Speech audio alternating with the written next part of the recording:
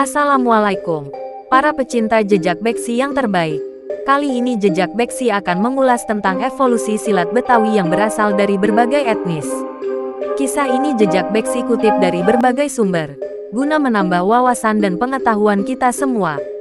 Semoga konten ini penuh manfaat, dan buat para pelestari budaya Betawi serta pembuat video dokumentasi silat Betawi, kita doakan agar mendapat balasan kebaikan yang berlipat ganda. Amin ya robbal alamin. Meski tidak ada dokumen tertulis, budaya ilmu bela diri pasukan kerajaan Tarumanegara turut berperan menjadi cikal bakal ilmu bela diri di Jawa bagian barat, termasuk Betawi. Main pukul Betawi semakin kaya dengan kehadiran berbagai etnis sejak zaman kolonial yang menetap di Batavia.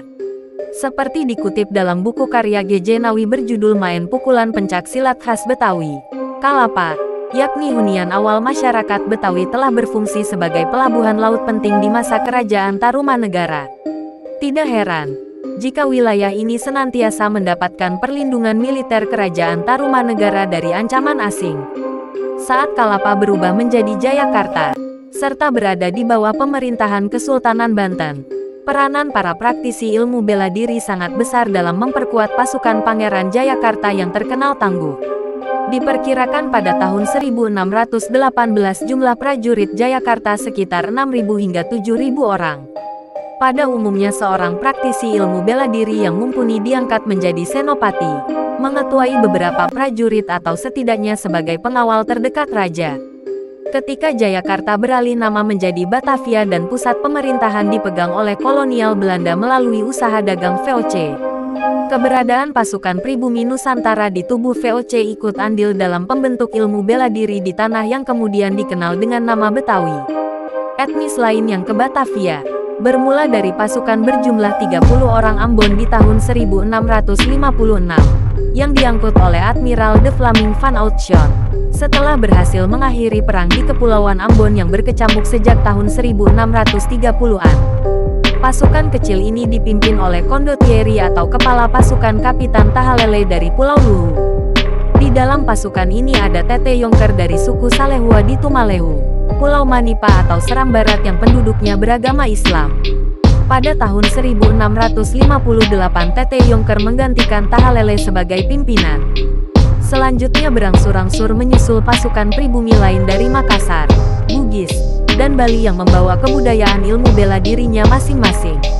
Ditambah prajurit-prajurit sewaan VOC, seperti orang Mor yang ahli gulat dan pedang, papanger dan serdadu bayaran dari Jepang.